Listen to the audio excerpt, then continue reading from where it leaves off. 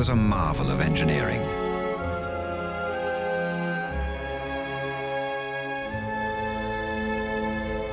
A city literally carved out of rock.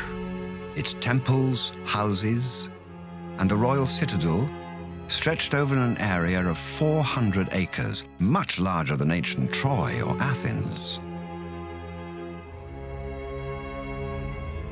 Surrounded by imposing natural fortifications and miles of walls, it was considered impregnable. As the religious, economic, and administrative center of the land, it was one of the most important cities of the ancient world and the pride of the Hittites. Hattusha was the Hittite kingdom. Hattusha was divided into two districts, the lower and the upper city. Armories, archives, temples, government buildings, and grain depots that served the entire kingdom were all located in the capital. The king resided in the fortified citadel with his immediate family. Many of the important buildings, especially those with religious functions, were constructed on rock outcroppings. Huge crags were leveled to accommodate houses. For them it was apparently no problem to shape rocks and cliffs in the way they wanted, and they put houses on almost every rock outcrop, every rock knoll you see here in the city. An ordinary Hittite structure was erected on a stone foundation with sun-dried mud bricks strengthened by a timber frame. The roofs were made of beams covered with reed and plaster. The Hittites were masters of stone, sometimes shaping blocks weighing more than 15 tons. Special bronze tubes were used to drill holes in the stone for the wooden framework. In some walls, the stone masonry was so fine that it is still impossible to slip a sheet of paper between two stones. Hittites were also able to shape and move huge blocks, especially the blocks you see at the city gates, but also blocks in the temples. For example, the largest block used in the big temple weighs about 40 tons.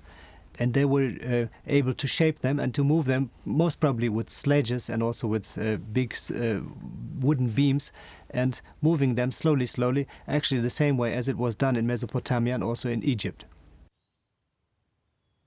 The Hittite engineers also designed a complex network of clay pipes that brought in water from the 7 springs surrounding the capital. The water was collected in artificial ponds and distributed to houses through neighborhood fountains. In an age when most societies lacked sanitation, many Hittite houses were fitted with a drainage system connected to sewer mains beneath the streets. The clay pipes had access holes for cleaning. Any damaged part could just be disconnected from the main system and quickly repaired. First and foremost, the Hittites were warriors, and their city was designed to make this clear to anyone who traveled to the capital. They surrounded Hattusha with massive stone walls that stretched for miles, with watchtowers and security tunnels located every 60 feet. The city could only be entered through 8 primary gates, which were heavily guarded and fortified. The gates could only be approached by steep ramps that were flanked by walls and 2 towers, one outside and one inside.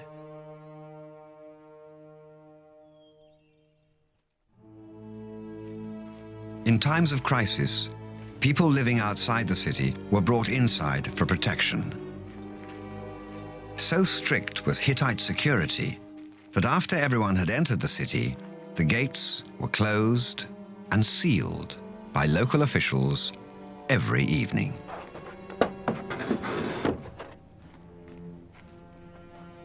The seals were checked first thing in the morning to determine if Hattusha had been infiltrated by the enemy or their spies.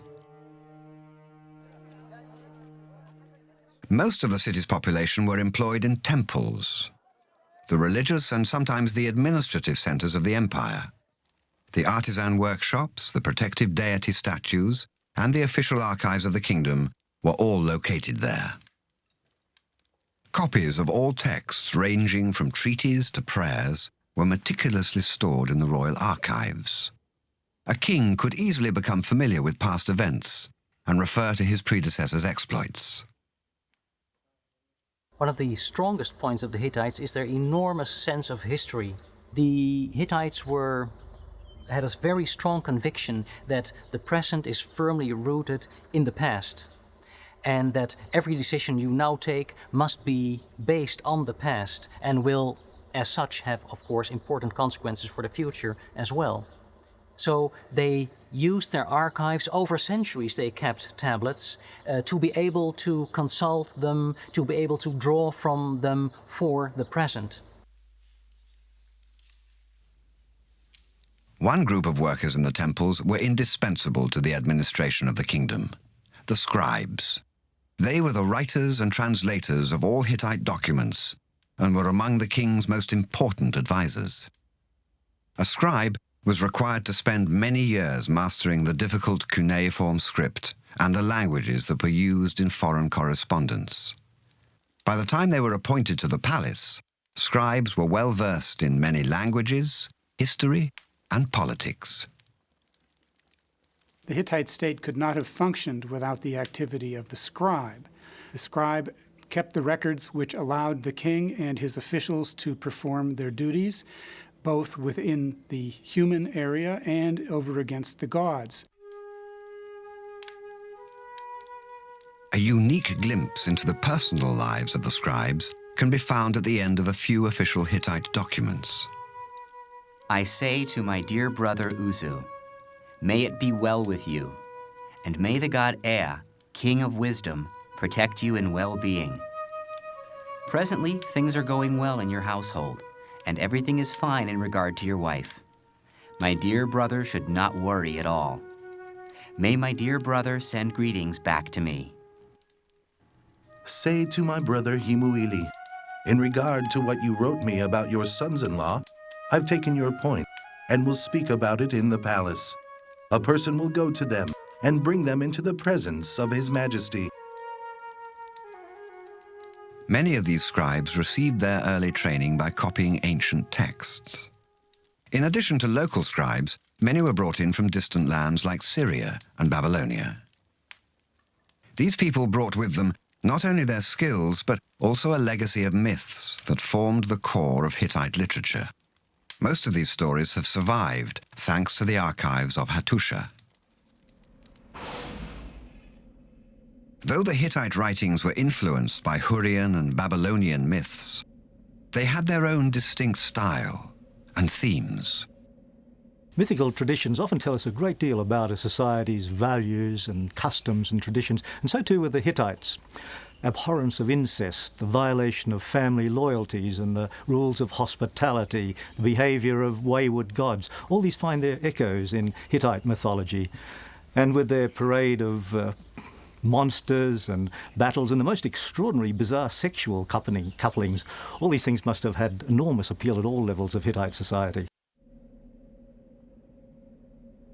With their strong narratives and entertainment value, these myths passed down from generation to generation. Many of them even influenced Greek and Roman myths as well as the Bible.